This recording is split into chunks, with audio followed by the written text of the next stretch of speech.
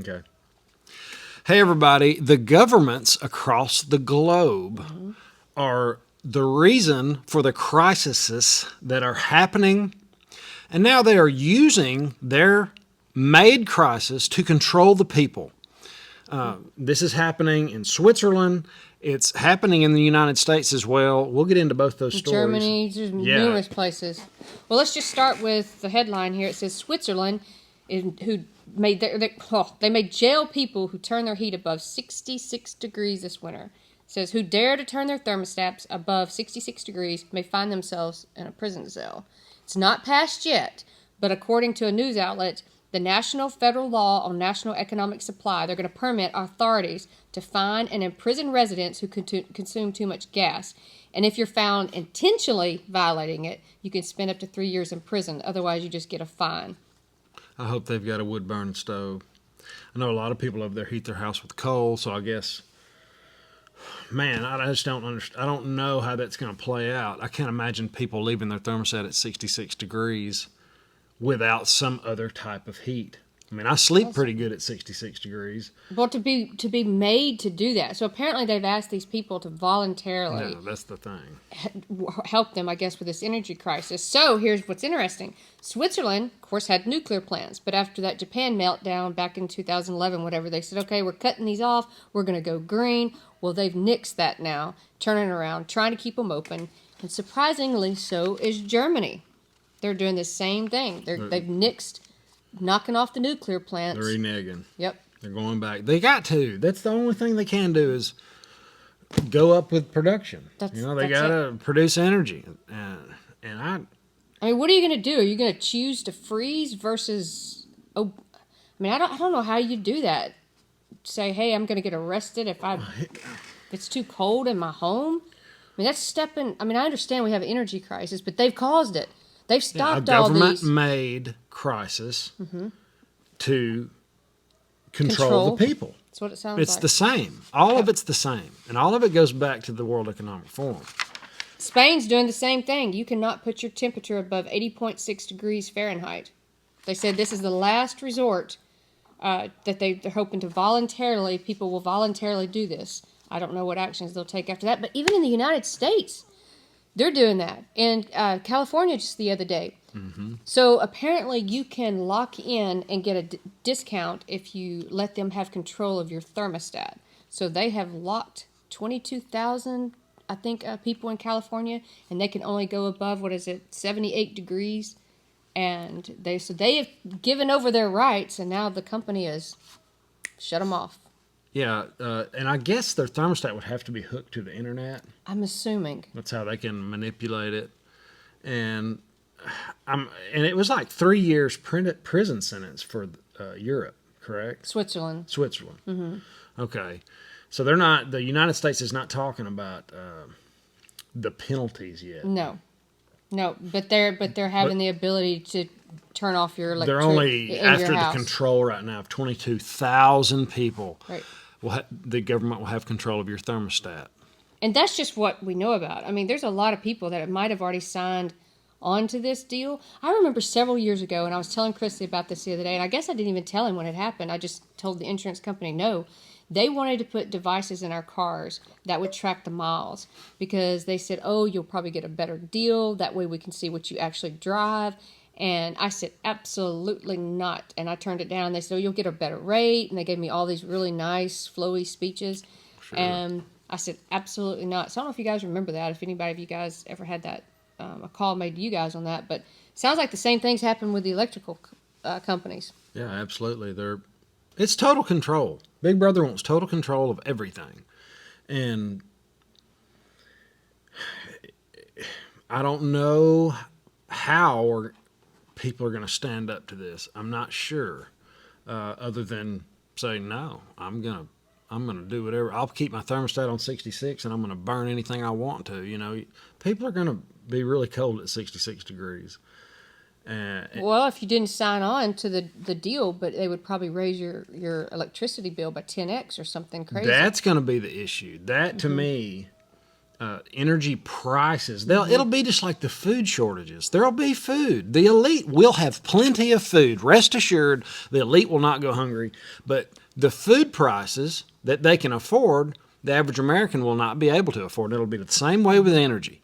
They'll just price them out of the market, and they'll give them what they want them to have, or it's really sickening, and I hate this kind of news. It is. And it's just an article that I'm reading. It's somewhere in another country. We're sitting here right now. We're blessed that we don't have that.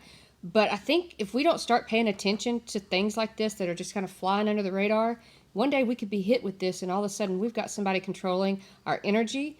They're already controlling a lot of the food. They're controlling what you can grow. They're controlling the nitrogen. We can't find lime right now. It's gradually creeping in, and if you don't stand up and go, hey, enough, or figure out a way around it. Yeah, and in the next video, we're going to talk about some of the questions we had about gold and silver. And comments. And some of it was, what if they make it illegal? Well, what if they make growing food illegal? What if they do like they did in Europe and raise the natural gas prices 10x to where you can't afford it? There's a lot of what ifs. So, just need to start paying attention and talk to people and raise hell.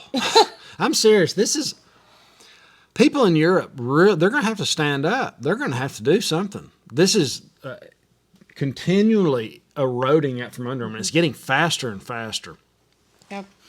So the second article that I wanted to just go over just real briefly, because I kind of find it very ironic, or kind of, I guess, not want to say funny, but Janet Yellen has come out and said, we have experienced one of the quickest economic recoveries in our modern history.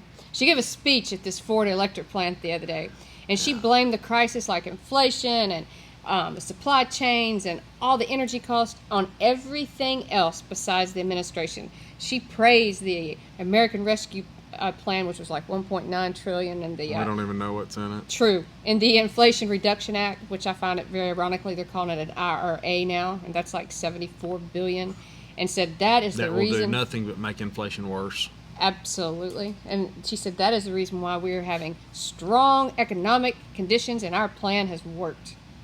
But I find it ironic they say that, but yet we're still, quote unquote, we're in the definition of recession. Oh, yeah.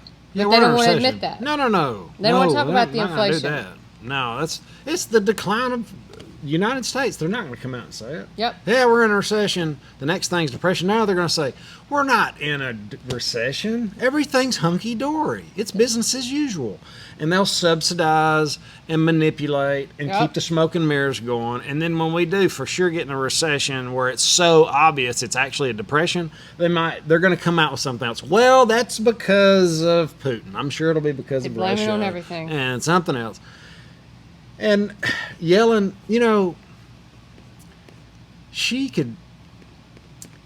she's like an evil English baker lady. I don't know. It's really strange. She looks like she should work in a pastry shop in England. Okay. If you don't eat your meat, you can't have any pudding. That's what I think she should say when she walks up. But instead, she praises the economy and how good She just pivoted, too. She said her earlier claim that the nation was not in a recession. She has now said we're in a period of transition in which growth is just a little slowing. Yeah, sure. So, a transition, a reset is what we're in the middle of. But ironically, if you look at, how you can kind of see what people were thinking, you can look at their savings, and they'll come out a lot of times and say, people are saving so much. We're down like 7%. People have spent all their savings. They're now on credit cards. And so I think we're definitely headed some hard times, and they just keep on ignoring it and throw Band-Aids on it. Yeah, discretionary spending is way down. Netflix, all that's way down. Disney Channel, all that. Yep. People eating chicken instead of steaks. It's on and on. Go to the store and look at how much stuff you don't need there is, and how much stuff you actually need there is, and what the prices are. And this might be a really good time. Like, for instance, I just bought about 10 pairs of jeans that I like because they were like 30-something bucks. That's cheap. And there's a glut of those kind of things. And I think jeans, boots, normal everyday stuff that we're going to be using for the rest of our life, if you can get a deal on it now, you'll probably beat the stock market a lot, like buying food early. So I've even keep had that in some mind. people. Yeah, no, it's a great idea. He did. That's a great idea. I had some numerous people that have told me over the last couple of months, probably, they've gone through all the apps that they have on their phone, the programs they have on their TV, and they have gotten rid of a lot of them. And I think one person even told me it added up to several $100s a month. They did not realize they were spending that much on just stuff that they didn't even use, that they'd signed up for and forgot. So it might not be a bad idea. You can even go through your phone and see what all you're signed up for and see if you use the subscriptions anymore. Yeah, they'll get you to, it's hard to get out of those stuff. It is. That you sign up for. And you can quit any time, but you got to really look. Yeah. And then you think you got it, and it takes you to the next page, and you got to do it again. You got to find the unsubscribe button. So, yeah, do that. Everybody go through your phone and find the paid subscriptions and get out of a bunch of that stuff. You can really trim some fat like that. You can. And if you can't do it that way, dispute it on your credit card. I've done that several times, and it's worked great well. But anyway, I just kind of was looking at this and hoping that we don't have to go through energy crisis that turns into government control. Yeah, well, the further we get into this, the higher energy is going to get. And remember, there's a glut of some goods right now that you could possibly buy for yourself, for your family, and you could flip as well when the prices of things do go up, when we potentially have a conflict with another large country that we get all of our goods from. When that happens, the goods here will skyrocket, and you'll be happy, like I'm happy I paid $33 for a pair of jeans. So, guys, that's it for today. Have an awesome, awesome day. Later.